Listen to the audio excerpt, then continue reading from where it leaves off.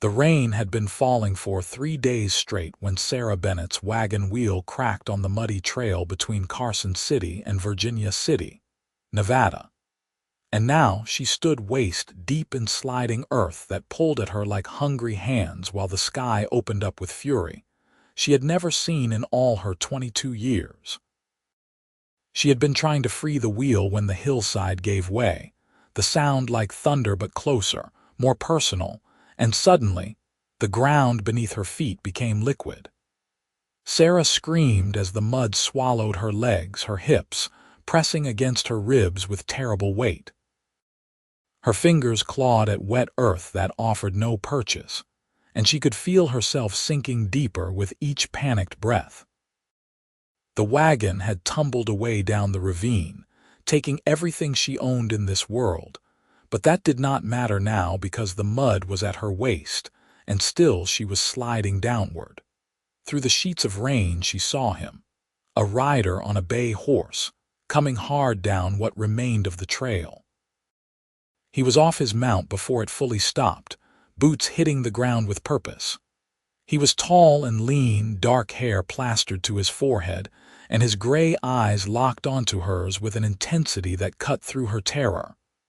"Do not move," he shouted over the roar of rain. "Do not struggle or you will sink faster." Sarah forced herself still, though every instinct screamed to fight, to claw her way free. The cowboy moved along the edge of the mudslide with careful steps, testing each footfall. He pulled the rope from his saddle and made a loop, then threw it to her. The first attempt fell short. The second hit her shoulder and she grabbed it with both hands, her fingers white-knuckled around the rough hemp. "Wrap it under your arms," he commanded, already pulling the rope taut. She did as he said, though the mud resisted every movement. The pressure around her waist was immense now, squeezing. She could feel rocks and debris pushing against her legs, could feel the slow, inexorable pull of the earth wanting to take her down into itself. The cowboy wrapped his end of the rope around his saddle horn and spoke to his horse, a calm, steady voice that somehow carried through the storm. The bay leaned back, muscles bunching, and the rope went tight as a guitar string. Sarah felt the pressure increase around her ribs, felt like she might be cut in two, but then something gave and she moved upward an inch, then two. "Keep your arms up," the cowboy called. "Let the rope take your weight." The mud released her with obscene sucking sounds, fighting for every inch. Sarah kept her eyes on the cowboy, on the determination in his face, the way his hands worked the rope with practiced skill. He pulled hand over hand, his boots dug into firmer ground, and slowly she emerged from the earth's grip. First her waist, then her hips, then finally her legs came free and she was on solid ground, gasping, covered head to toe in thick gray mud. The cowboy was beside her in an instant, his hands on her shoulders. "Are you hurt? Can you stand?" Sarah tried to answer, but her teeth were chattering too hard. The adrenaline was leaving her body and she was shaking all over. The cowboy pulled off his oilskin coat and wrapped it around her shoulders, then lifted her as easily as if she weighed nothing at all. He carried her to his horse and set her in the saddle, then swung up behind her. "There is a line cabin about 2 miles north," he said close to her ear. "Can you hold on that long?" Sarah nodded against his chest. She could feel the steady beat of his heart through his soaked shirt, could feel the strength in the arm wrapped around her waist, holding her secure. The horse moved carefully through the storm, finding safe footing where Sarah would have seen only danger.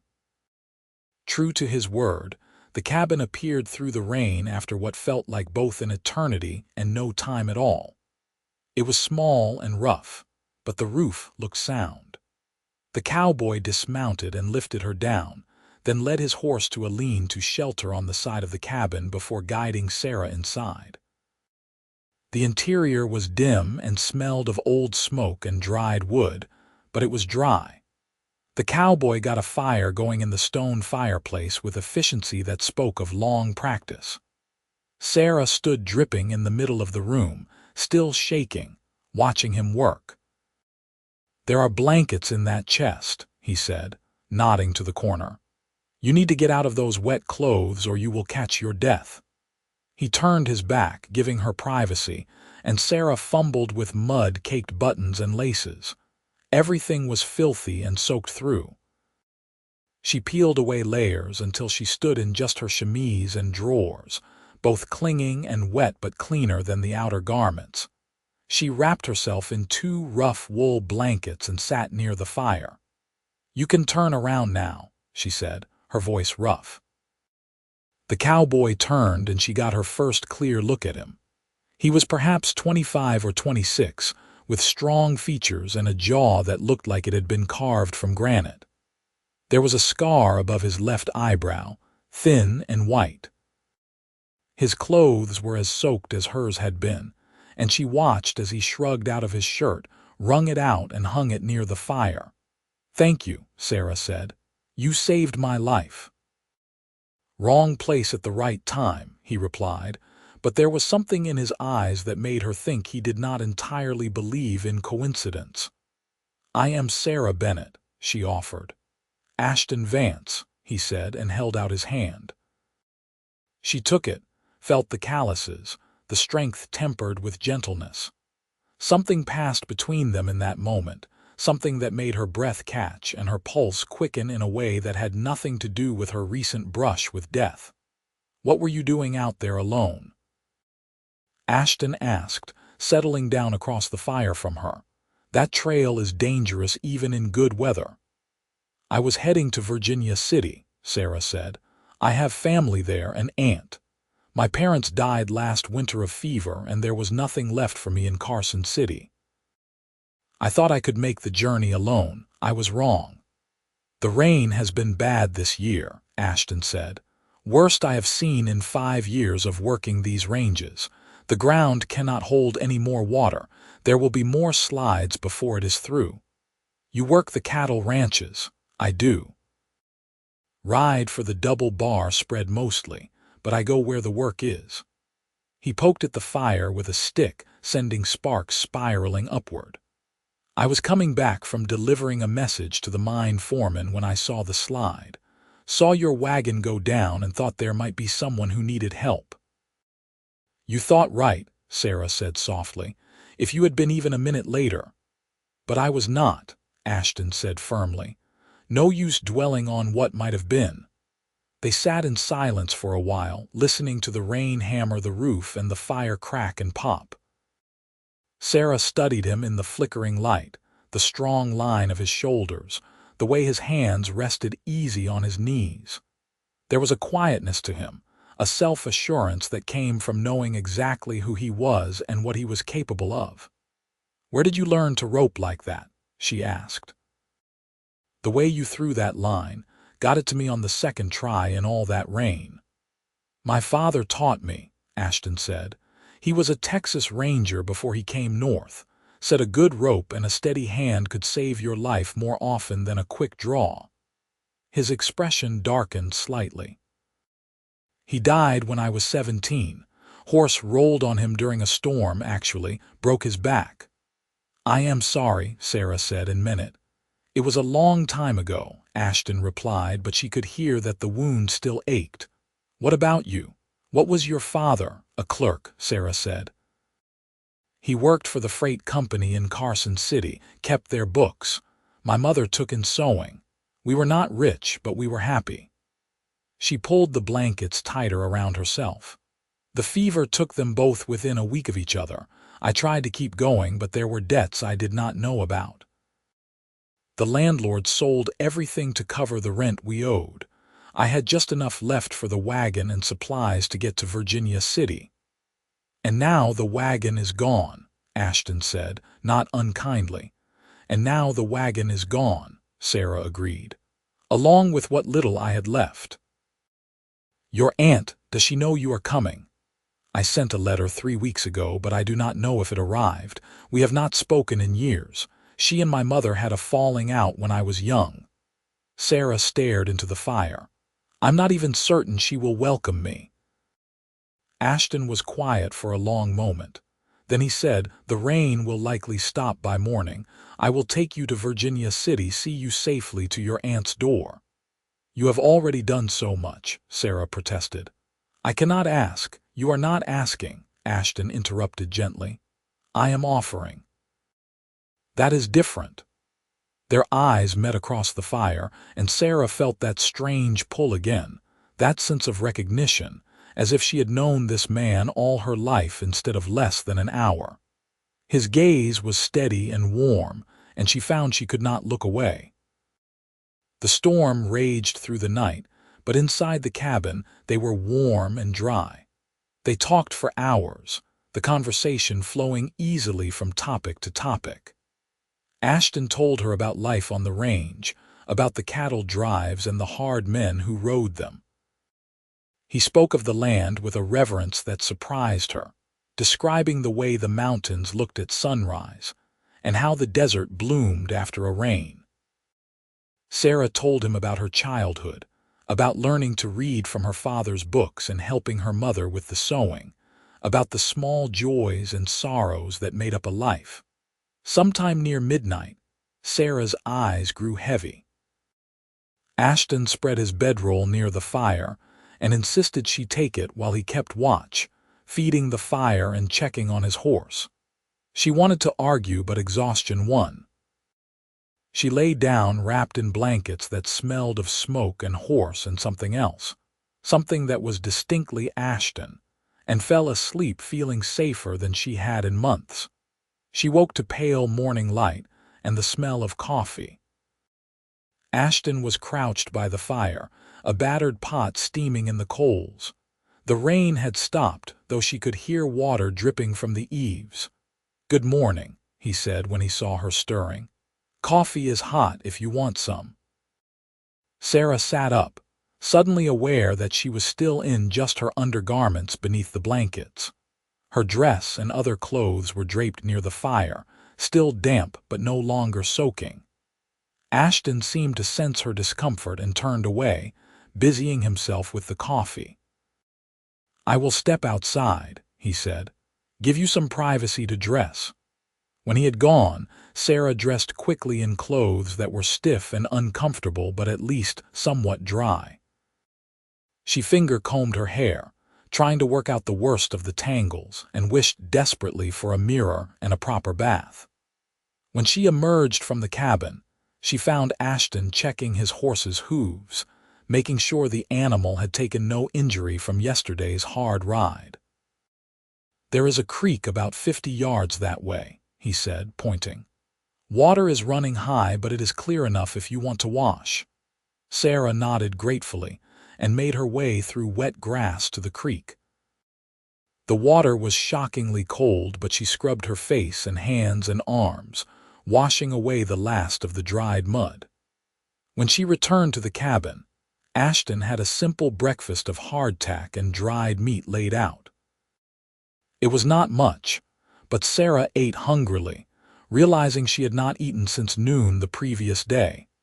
They broke camp efficiently, Ashton packing his gear and saddling his horse while Sarah kicked dirt over the fire. Then he lifted her onto the bay's back and swung up behind her, his arm settling around her waist as naturally as breathing. The ride to Virginia City took most of the morning. The trail was treacherous with mud and standing water, and twice they had to detour around sections that had washed out entirely. But Ashton guided them with the sure hand of someone who knew this country intimately, and gradually the landscape began to change. The hills grew steeper, dotted with mine workings and claims. They began to pass more people, miners and freight wagons and men on horseback.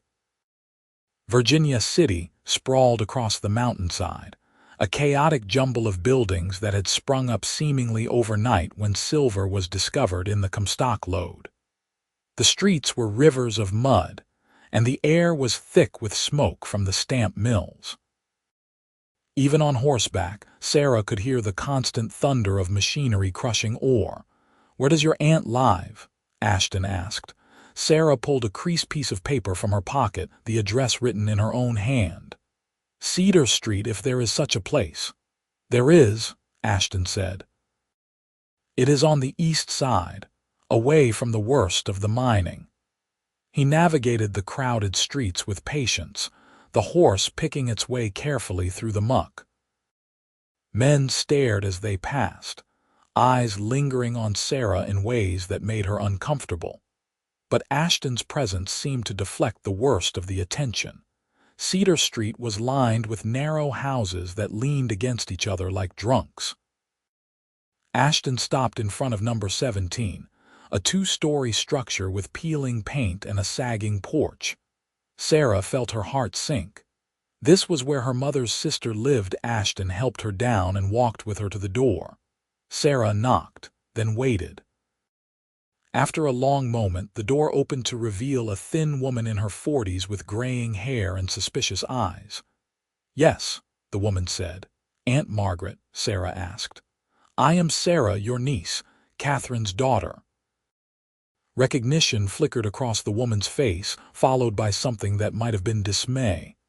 "Sarah, yes, I got your letter. I had not expected you so soon." "May I come in?" Sarah asked. "I have had a difficult journey." Margaret's eyes moved to Ashton, taking in his muddy clothes and the horse standing patient in the street. "Who is this?" "This is Ashton Vance," Sarah said. "He saved my life yesterday when my wagon was caught in a mudslide. He brought me here safely." Margaret's expression softened slightly. "Well then, I suppose I owe you thanks, Mr. Vance." "No thanks needed, madam," Ashton said. "Just glad I was there to help." There was an awkward silence. Sarah turned to Ashton, suddenly desperate for him not to leave, though she knew he must. "Thank you," she said again, her voice thick. "For everything. I do not know how to repay you." "No repayment needed," Ashton said softly. His eyes searched her face, and she thought she saw regret there, a reluctance that matched her own. "Take care of yourself, Sarah Bennett." He touched his hat brim, then turned and swung onto his horse. Sarah watched him ride away, her heart feeling strangely heavy. He did not look back. "Well," Margaret said, "I suppose you should come in." The next 3 weeks were among the most miserable of Sarah's life. Margaret's house was small and cramped, shared with 2 other women who worked as seamstresses. There was barely room for Sarah, who slept on a pallet in the kitchen and tried to make herself useful by cooking and cleaning. Her aunt was not cruel, but she was not warm either. She made it clear that Sarah's presence was a burden, and that she expected her niece to find work and her own lodgings as soon as possible. Sarah looked for work every day, trudging through the muddy streets from shop to shop, but positions were scarce. Virginia City was full of men looking to strike it rich in the mines, but there was little work for a respectable young woman with no particular skills beyond basic reading and sewing. The few positions she found were in saloons or dance halls, work that would have destroyed what remained of her reputation. She thought about Ashton constantly, though she told herself it was foolish. He had been kind to her in a moment of crisis, nothing more. He was probably back at his ranch now, riding the ranges, not giving her a second thought.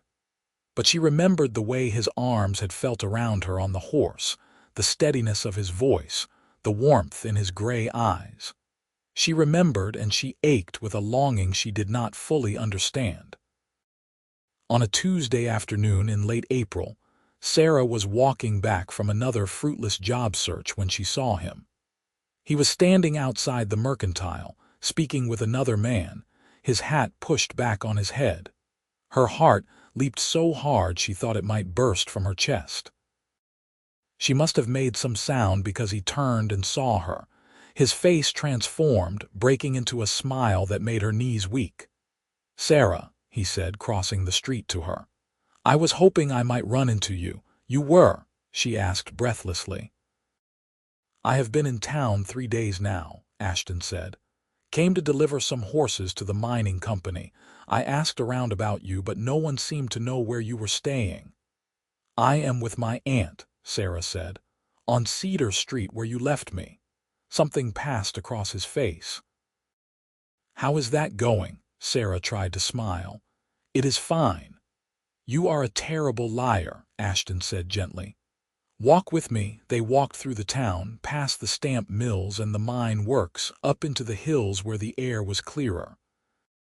Sarah told him everything about her aunt's cold reception, about the cramped house, about her inability to find decent work.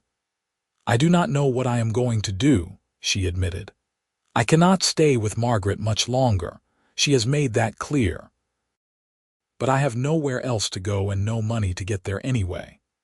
Ashton was quiet for a long time. They reached a spot that overlooked the town, the whole sprawling mess of it spread out below them. Finally, he said, "I have been thinking about you, every day since I left you here. I told myself I was being foolish, that we barely knew each other, but I could not get you out of my head." Sarah's breath caught. "I have been thinking about you too." He turned to face her fully. "I have a proposition for you. It may seem sudden, but hear me out before you answer." "All right," Sarah said. "I have a small ranch," Ashton said. "Nothing grand, just a few hundred acres outside of Carson City. I run cattle when I can afford to buy stock, and I hire out to the bigger spreads when I need cash. It is a hard life, but it is honest and the land is good." He paused. "I need a wife, Sarah. Not just someone to cook and clean, but a true partner. Someone who can run the ranch when I am away on cattle drives. Someone I can trust and build a life with." His gray eyes were intense on hers. "I think you could be that person. I think we could be good together." Sarah's heart was racing. "You are asking me to marry you." "I am," Ashton said simply. "I know it is fast. I know we have only known each other a few weeks. But when I pulled you out of that mud, when I saw your face, I felt something I have never felt before. Like I had been looking for you my whole life without knowing it." He took her hand. "Say yes, Sarah. Come build a life with me." She should have said she needed time to think. She should have been cautious, practical. But Sarah had learned that life was uncertain, that everything could be swept away in an instant. And she knew, with a certainty that went bone deep, that she wanted to say yes. "Yes," she whispered. "Yes, I will marry you." Ashton's face broke into a grin so wide and genuine that it took years off him. He pulled her into his arms and kissed her, and Sarah felt like she was flying. His lips were warm and sure, and she kissed him back with all the hope and longing that had been building in her since the day they met. They were married 3 days later by a circuit judge, with 2 miners pulled in off the street to serve as witnesses. Sarah wore a simple blue dress that Ashton bought for her from the mercantile, and he wore a clean shirt and a string tie. Margaret did not attend, but Sarah found she did not care. She was marrying a good man who looked at her like she was something precious, and that was all that mattered. They left Virginia City that same afternoon, riding double on Ashton's bay horse with Sarah's few belongings in a saddlebag. As they descended from the mining town back toward Carson City, Sarah felt like she was shedding an old skin, leaving behind all the grief and uncertainty of the past months. "Tell me about the ranch," she said, her arms wrapped around Ashton's waist. "It is nothing fancy," he warned. "The house is small, just 4 rooms, but it is sturdy and the roof does not leak. There is a barn and a chicken coop and a good well. The land runs down to a creek that never goes dry, even in summer. My father bought it 15 years ago, and I have been working it since he died." "It sounds wonderful," Sarah said honestly. "I hope you still think so when you see it," Ashton replied, but she could hear the smile in his voice. They reached the ranch at sunset. It sat in a valley between 2 low hills, exactly as Ashton had described. The house was small and weathered but solid, with a stone chimney and glass windows. The barn needed paint and the fences could use mending, but Sarah could see the potential in every line and corner. "Welcome home, Mrs. Vance," Ashton said as he lifted her down from the horse. Sarah looked up at him, this man who had saved her life and now offered her a future. "It is perfect," she said. "Absolutely perfect." That night they made love for the first time in the bed that had been Ashton's alone for so many years. He was gentle and patient, taking his time to learn what made her gasp and sigh. Sarah gave herself to him completely, holding nothing back, and when they lay tangled together afterward, sweaty and satisfied, she felt a contentment she had never known. "I love you," she whispered into the darkness. Ashton's arms tightened around her. "I love you too," he said. "From the moment I saw you fighting that mud, refusing to give up even when it would have been easier to surrender, I knew then you were strong. I am glad I get to spend my life proving I was right." Sarah learned quickly that life on a ranch was hard work. She woke before dawn to milk the cow and collect eggs from the chickens. She learned to make bread and butter and cheese, to preserve vegetables and meat for the winter. She mended fences and helped Ashton brand the small herd of cattle he had been building. Her hands grew rough with calluses and her skin browned from the sun, but she had never been happier. Ashton was everything she could have hoped for in a husband. He was patient when she made mistakes, teaching her the skills she needed without judgment. He consulted her on decisions about the ranch, valuing her opinion. And at night in their bed, he worshipped her body with a passion that never seemed to fade. By summer's end, Sarah suspected she was pregnant. She waited until she was certain before telling Ashton, wanting to be sure. When she finally shared the news, he picked her up and spun her around, laughing like a boy. "A baby," he kept saying. "We are going to have a baby. Are you happy?" Sarah asked, though his joy was obvious. "Happy does not begin to cover it," Ashton said. He set her down gently, his hands coming to rest on her still flat belly. "You have given me everything, Sarah. A home, a purpose, and now a child. I will spend the rest of my life trying to deserve you." "You already do," Sarah said firmly. "You saved my life, Ashton, not just from the mud, but from everything that came after. You gave me hope when I had none." The baby was born the following March, a healthy boy with his father's gray eyes and his mother's dark hair. They named him Matthew, and Ashton cried when he held his son for the first time, tears running unashamedly down his weathered cheeks. "He is perfect," Ashton whispered. "Just perfect." Sarah watched her husband with their child and felt her heart swell to bursting. This life they had built together, this family, it was more than she had ever dared to dream. The years that followed were full and rich. The ranch prospered slowly but steadily. Ashton's careful management and Sarah's thrift allowed them to expand their herd and improve their buildings. They added 2 rooms to the house and painted the barn a cheerful red. Sarah planted a garden that produced more vegetables than they could eat, selling the surplus in Carson City for extra cash. 2 years after Matthew, Sarah gave birth to twin girls they named Anna and Emma. The house rang with children's laughter and the organized chaos of a growing family. Ashton proved to be a wonderful father, patient and playful, teaching his children to ride almost before they could walk. On a warm evening in May, 6 years after the mudslide, Sarah stood on the porch of their home watching Ashton and the children play in the yard. Matthew was showing his little sisters how to rope fence posts, his technique a miniature version of his father's. The twins shrieked with delight every time they managed to loop the rope over the target. Ashton looked up and caught her watching. He said something to the children that made them giggle, then walked over to join her on the porch. He slipped his arm around her waist and pulled her close. "What are you thinking about?" he asked. "That day in the storm," Sarah said, When you pulled me out of the mud, how different my life would be if you had not come along that trail." "I was thinking the same thing," Ashton admitted. "What made me take that route instead of the lower road? I almost went the other way that morning. If I had, we might never have met." "But you did not," Sarah said. "You took the high trail and you found me and you saved me. And then you did the most remarkable thing of all. You asked me to build a life with you, even though you barely knew me." "I knew enough," Ashton said. "I knew you were strong and brave and beautiful. I knew I wanted to wake up next to you every morning for the rest of my life." He kissed her temple. "Best decision I ever made." "Mine too," Sarah said softly.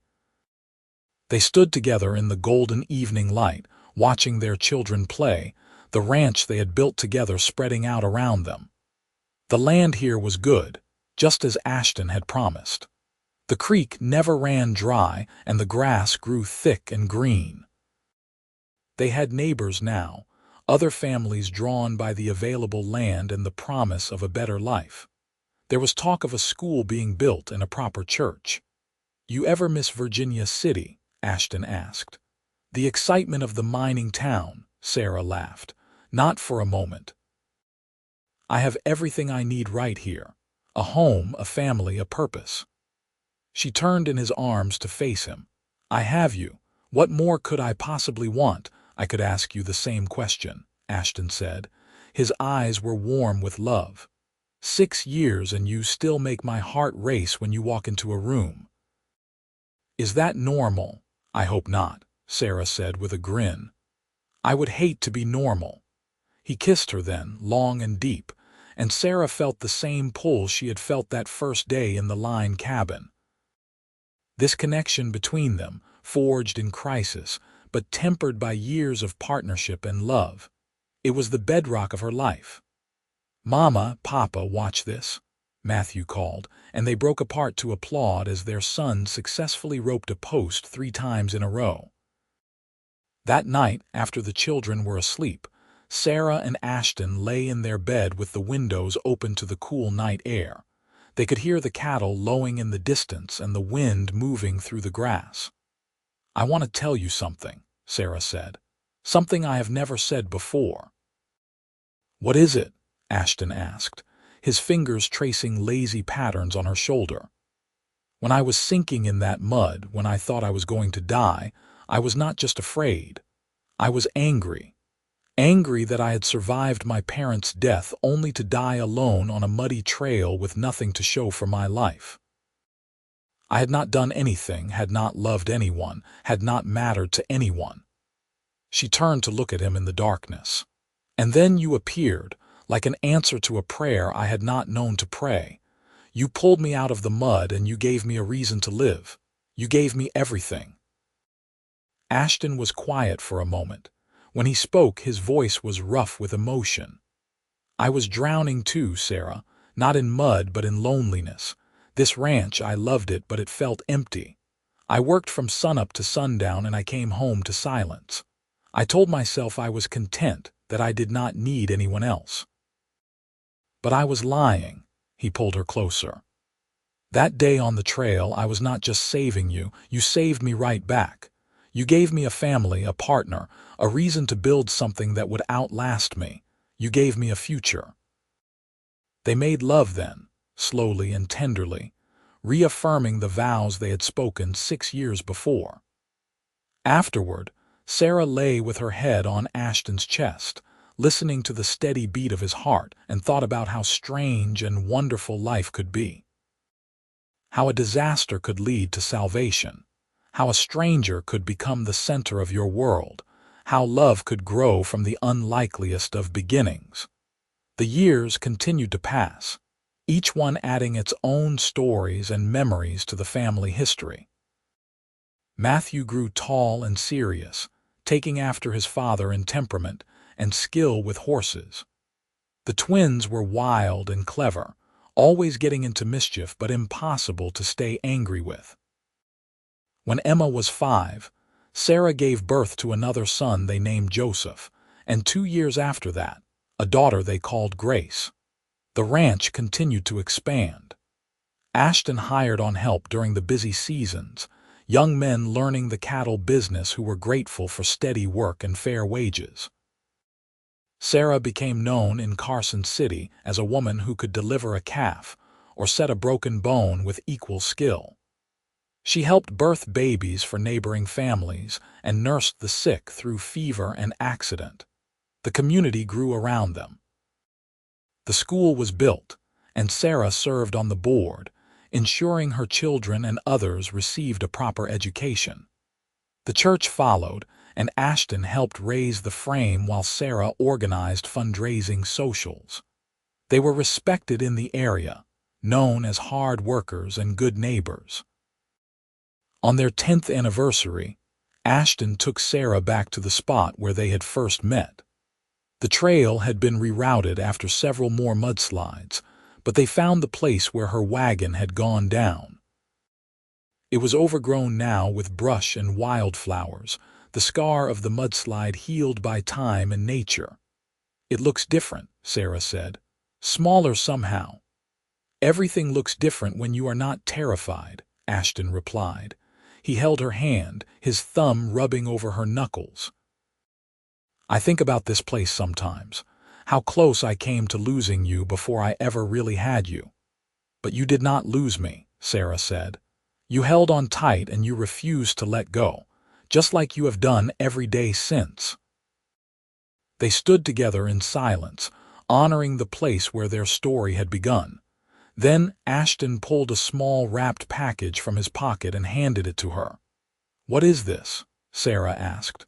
"Open it and see." Inside was a delicate silver locket on a chain. Sarah opened it to find 2 photographs, one of Ashton and one of their children. "So you always have us close to your heart," Ashton said softly, "the way you are always close to mine." Sarah felt tears prick her eyes. "It is beautiful. Help me put it on." He fastened the chain around her neck, and Sarah touched the locket, feeling the cool metal warm against her skin.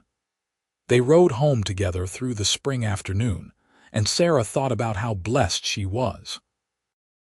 Not because life had been easy, but because when it had been hard, she had not been alone.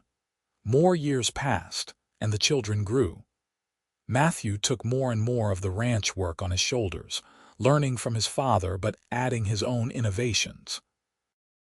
The twins, inseparable as always, announced their intention to become teachers like the woman who had taught them to read. Joseph showed a talent for working with wood, crafting furniture that was both beautiful and functional. Grace, the baby, had her mother's gift for healing and spent hours following Sarah around, learning the properties of different herbs and how to stitch a wound. On a summer evening when Sarah was 39 years old, she and Ashton celebrated their 17th anniversary. Their children had planned a surprise party, inviting neighbors and friends from all over the valley. There was music and dancing and more food than could possibly be eaten. As Sarah looked around at the gathering, at her grown and growing children, at the community they had helped build, at Ashton standing with a group of men, laughing at some joke, she felt overwhelmed with gratitude. Ashton caught her eye across the crowd and winked, then excused himself from his conversation and came to her. He held out his hand. "Dance with me," he asked. "Always," Sarah said. They danced as the sun set over the valley, painting the sky in shades of gold and pink and purple.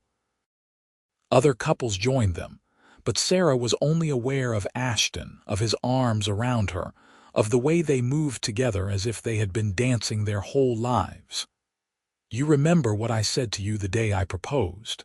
Ashton asked. "You said a lot of things," Sarah replied with a smile. "I said I felt like I had been looking for you my whole life without knowing it," Ashton said. "I want you to know that feeling has never gone away. Every day I wake up next to you feels like finding you all over again, like pulling you out of that mud and realizing I get to keep you." "You do get to keep me," Sarah said, "for as long as we both shall live. That was the promise, remember?" "I remember," Ashton said. I remember everything about you, Sarah Vance, and I would not change a single moment." The party lasted long into the night, but eventually the guests departed, and the family worked together to clean up the yard. The children, even the youngest, helped gather dishes and fold tables. Sarah watched them work together, teasing and laughing, and felt a profound sense of peace. This was what she and Ashton had built together. Not just a ranch, but a family, a legacy that would endure long after they were gone. That night, lying in bed with Ashton's arm around her, Sarah thought back to that terrified girl stuck in the mud, certain she was about to die. She wished she could speak to her past self, tell her that everything would be all right, that the cowboy riding through the rain would not just save her life but give her a reason to live it. "What are you thinking so hard about?" Ashton murmured sleepily. "Just how lucky I am," Sarah said.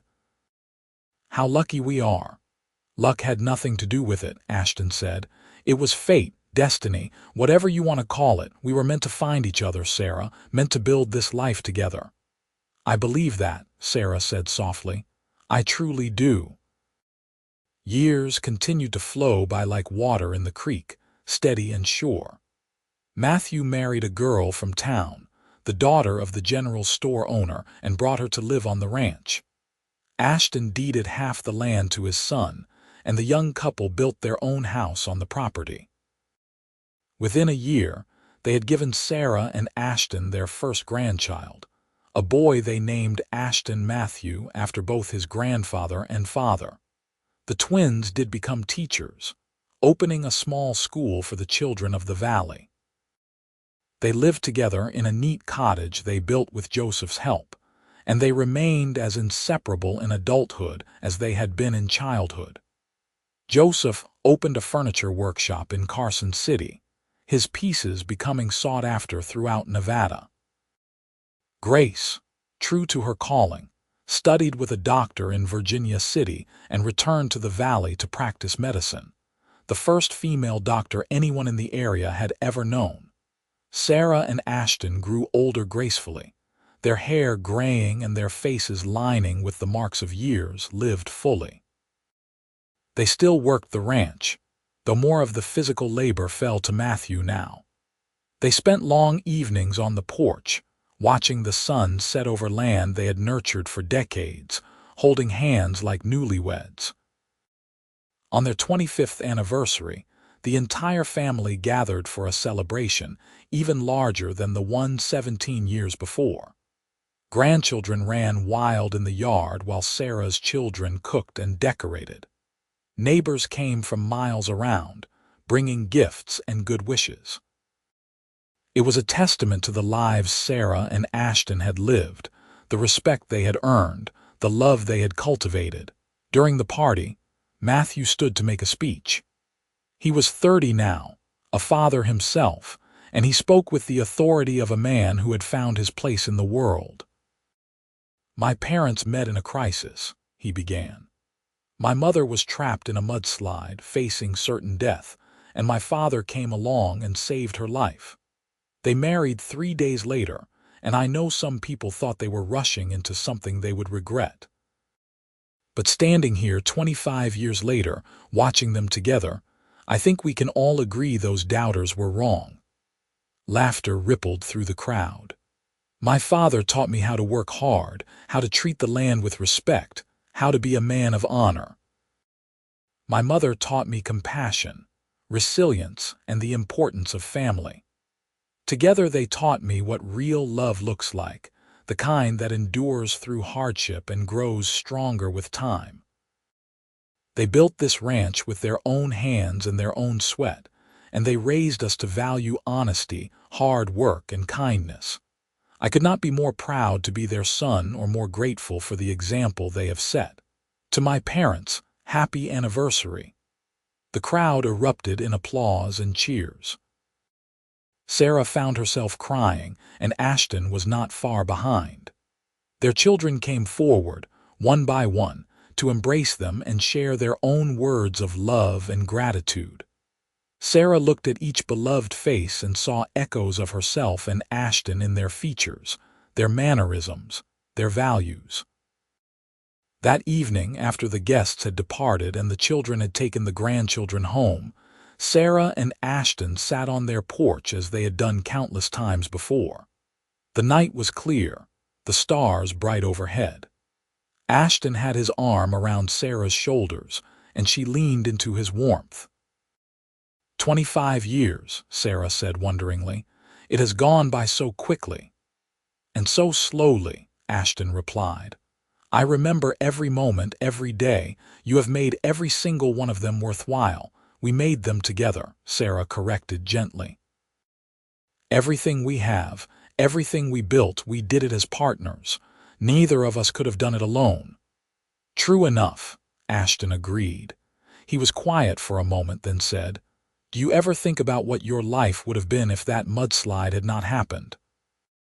If you had made it safely to Virginia City? Sarah considered the question seriously. I think I would have survived. I am too stubborn not to, but I do not think I would have thrived. I would have found some job, some way to get by. Maybe I would have married eventually, settled for someone decent enough, but I would not have had this. She gestured to the ranch, the home they had built, the life they had created. I would not have had you, and that would have been a tragedy. I think about the same thing sometimes, Ashton confessed. What my life would have been without you. I probably would have kept running this ranch, hiring on with cattle drives, existing but not really living. I would have grown old alone with no children to carry on after me, no partner to share the burdens and the joys. I would have had a life, but it would have been empty at the center. He turned to look at her in the starlight. You filled that emptiness, Sarah. You gave me everything I did not even know I needed. Then we saved each other, Sarah said. You pulled me out of the mud, but I pulled you out of loneliness. We rescued each other, and we have been taking care of each other ever since. I will keep taking care of you until my last breath, Ashton promised. And I will do the same, Sarah replied. They sat together in comfortable silence, watching the stars wheel overhead, listening to the familiar sounds of the ranch at night. The cattle, the horses, the wind in the grass, the distant call of an owl hunting. These sounds had been the soundtrack of their life together, and Sarah could not imagine anything more beautiful. The years that followed were perhaps the sweetest of all. With less of the physical work falling on their shoulders, Sarah and Ashton had time to simply enjoy each other's company. They took long rides through the valley, revisiting places that held memories. They spent hours in the garden, Sarah tending her vegetables while Ashton worked on small repairs and improvements. They read books aloud to each other in the evenings, discussing characters and plots like old friends. Their grandchildren adored them, spending weeks at a time at the ranch during summers and school breaks. Ashton taught them to ride and rope, just as he had taught their parents. Sarah taught them to identify healing plants and how to preserve food for winter. But more than any specific skill, they taught them about love, about partnership, about building a life of meaning and purpose. When Sarah was 47, she fell ill with pneumonia. It was winter, and the sickness hit hard and fast. For 2 terrifying weeks, Ashton barely left her bedside, sponging her forehead with cool water, forcing her to drink broth, praying to a God he was not sure he believed in that he would not lose her. Grace, now a skilled doctor, came to treat her mother with every tool and technique she had learned. The twins came and helped manage the house, keeping everything running while Ashton focused on Sarah. Matthew and his wife took care of the ranch work. Joseph rode to Carson City multiple times for medicine and supplies. Sarah drifted in and out of consciousness, burning with fever. In her delirium, she was back in the mudslide, feeling the earth pull her down. But this time, when she reached for help, Ashton's hand was not there. She cried out his name, thrashing in the bed. "I am here," Ashton said, gripping her hand tightly. "I am right here, Sarah. I am not going anywhere. You hold on, you hear me? You hold on the way you held on that day in the mud. Do not you dare let go." His voice cut through the fever, anchoring her. Sarah held onto that voice, onto the feeling of his hand in hers, and slowly, gradually, she began to heal. The fever broke on the 14th day, and when Sarah opened her eyes, clear and aware for the first time in 2 weeks, Ashton was there, exhausted and unshaven but smiling with relief so profound it made him look young again. "Welcome back," he said, his voice rough with unshed tears. "Did you think I would leave you?" Sarah asked weakly. "I was terrified you might not have a choice," Ashton admitted. "I have never been so scared in my life, not even that day on the trail." "It will take more than pneumonia to separate us," Sarah said. "We made promises, remember. Until death do us part. I am not ready for that yet." "Good," Ashton said, "because neither am I." Sarah's recovery was slow but steady. By spring, she was back to her normal activities, though Grace made her promise to take things easier, to ask for help more often. Sarah grudgingly agreed, realizing how frightened her family had been. The incident reminded them both that time was precious, that nothing was guaranteed. They made a point of saying, "I love you," every day, of not letting disagreements fester, of appreciating each moment they had together. On their 30th anniversary, they renewed their vows in a small ceremony at the church they had helped build. Their children and grandchildren stood as witnesses while the pastor spoke about love that endured, about commitment that weathered all storms. When Ashton and Sarah spoke their vows again, their voices were strong and sure. "I, Ashton Vance, take you, Sarah Bennett Vance, to be my wife, my partner, my best friend, for as long as we both shall live. I promise to love you, honor you, and cherish you, to stand by your side through whatever may come." These words mean even more to me now than they did 30 years ago, because now I know exactly how much they encompass. You are the best thing that ever happened to me, and I thank God every day that I took the high trail that morning and found you. Sarah's eyes shone with tears. "I, Sarah Bennett Vance, take you, Ashton Vance, to be my husband, my partner, my love, for as long as we both shall live. You saved my life, and then you gave me a reason to live it. You have been my strength, my comfort, my joy. Every day with you has been a gift, and I look forward to every day we have left. I love you more now than I did when we started, and I will love you more tomorrow than I do today." They kissed to applause and cheers, and the celebration that followed was joyous and heartfelt. That evening, as they danced together under strings of lanterns their grandchildren had hung, Sarah thought that this was what happiness looked like. Not a single perfect moment, but a lifetime of moments strung together like pearls on a string, each one precious and irreplaceable. The years continued their steady march. Sarah and Ashton both lived to see great-grandchildren, tiny faces peering up at them with curiosity and wonder. They attended weddings and christenings, celebrated birthdays and holidays, watched their family tree grow and branch in ways they could never have imagined that day on the muddy trail. On a warm afternoon in September, when Sarah was 61 and Ashton 65, they took a ride out to their favorite spot, a rise that overlooked the entire valley. They had ridden here countless times over the years, but today felt special somehow, weighted with significance. They dismounted and sat on the grass, Ashton's arm around Sarah's shoulders. The valley spread out below them, the ranch they had built, the homes of their children, the winding creek that had watered their livestock for 4 decades. It was a legacy made tangible, proof that their lives had mattered. "It is beautiful," Sarah said softly. "Everything we dreamed it could be." It is, Ashton agreed, and it will go on after we are gone. Matthew will keep it running and his children after him. We built something that will last, Sarah, something that matters. We built it together, Sarah reminded him, as she always did. Always together, Ashton confirmed. He turned to look at her, his gray eyes still clear and bright despite the passage of years. I want you to know something.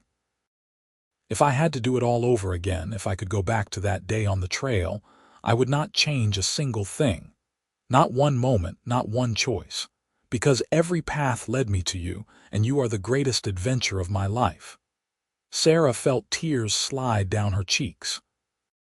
I would not change anything either. Not the hardships, not the struggles, not even the scary parts. Because they all brought us here to this moment, to this life we have built. I am so grateful, Ashton. Grateful that you found me, that you saved me, that you chose me. I will always choose you, Ashton said. In this life and whatever comes after. They sat together until the sun began to set, painting the sky in glorious shades of orange and gold. Then they rode home together, as they had done so many times before, partners in every sense of the word. Years continued to pass, and Sarah and Ashton grew older but never old in spirit. They celebrated their 40th anniversary, surrounded by more family than they could have imagined in those early days. They watched their grandchildren marry and start families of their own. They saw the ranch expand and prosper, now one of the most successful operations in the region. On a spring morning when Sarah was 68, she woke to find Ashton already up, standing by the window and looking out at the ranch. She joined him, slipping her arm around his waist. "What are you thinking about?" she asked. "That mudslide," Ashton said. "I dreamed about it last night. Dreamed I was riding down that trail and I saw the slide, but I was too late, that I watched you disappear beneath the mud and could not save you." He turned to her, his eyes haunted. "It felt so real, Sarah. The fear, the helplessness. And when I woke up, I was so grateful to find you here beside me." "I am here," Sarah said firmly. "I am not going anywhere. You saved me, Ashton. You pulled me free, and you have been holding on to me ever since. That is never going to change." "Promise me something," Ashton said. "Promise that when the time comes when one of us has to go, that the other will keep living. Really living, not just existing. Promise that we will carry on and find joy, even in grief." Sarah understood what he was asking, though the thought of losing him made her heart ache. "I promise," she said, "though I hope that time is still far off." "As do I," Ashton said. "I plan to be around to see our great-great-grandchildren if I have any say in it." "Then we will," Sarah said.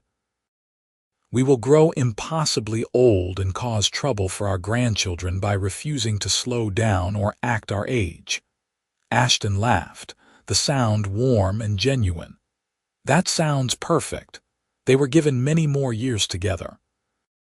They celebrated their 50th anniversary with a gathering that drew people from across Nevada, former neighbors and friends, business associates and family. It was a testament to the lives they had lived, the respect they had earned, the love they had cultivated not just between themselves but with everyone they encountered. During the celebration, a young journalist from the Carson City newspaper asked to interview them for a story about long marriages.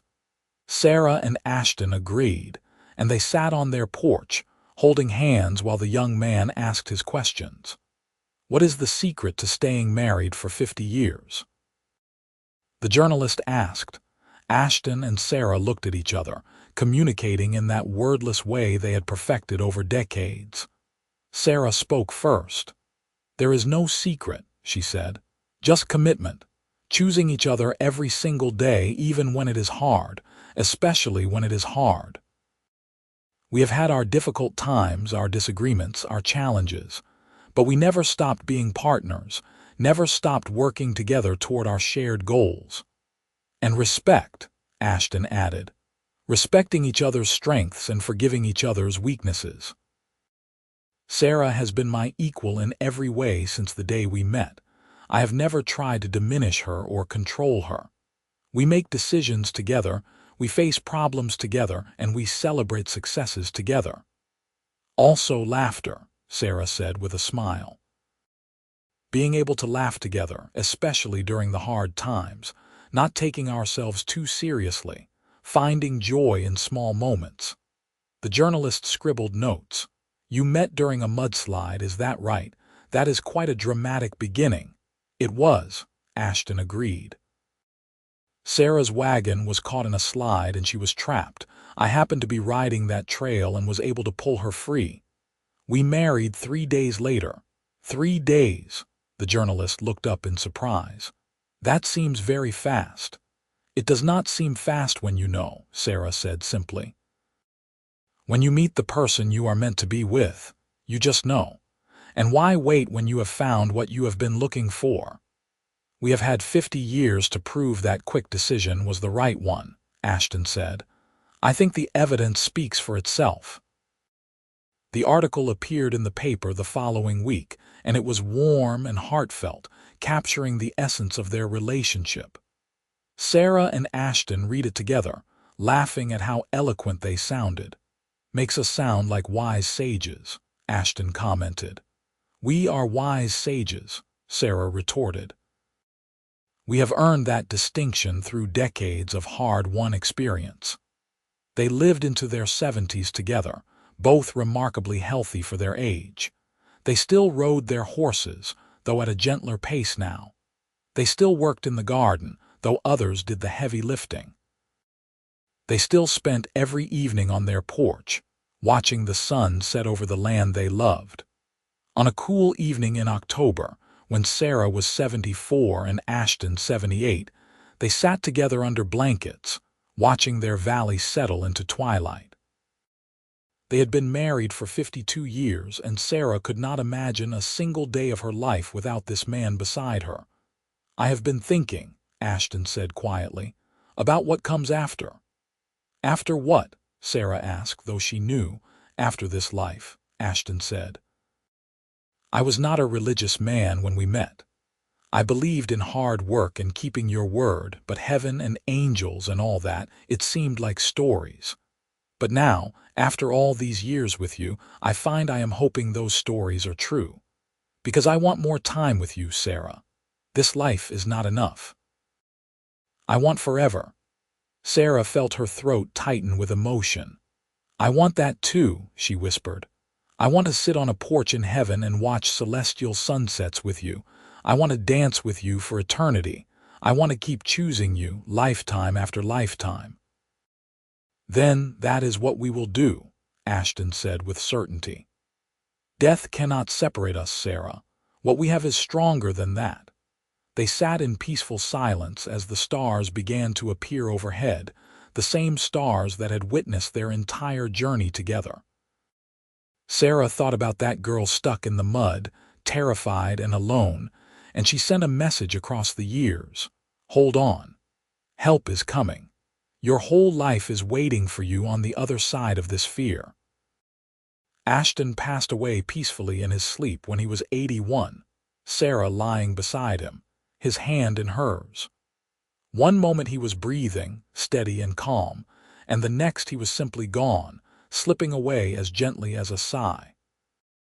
Sarah felt the moment his spirit left, felt the loss like a physical blow, but she did not scream or cry out. Instead, she held his hand a little tighter and whispered, I will see you again soon, my love. Wait for me. The funeral was attended by what seemed like everyone in Nevada. Ashton had been respected and loved, and people came from hundreds of miles to pay their respects. Sarah stood strong through it all, surrounded by her children and grandchildren and great-grandchildren, the family she and Ashton had created together.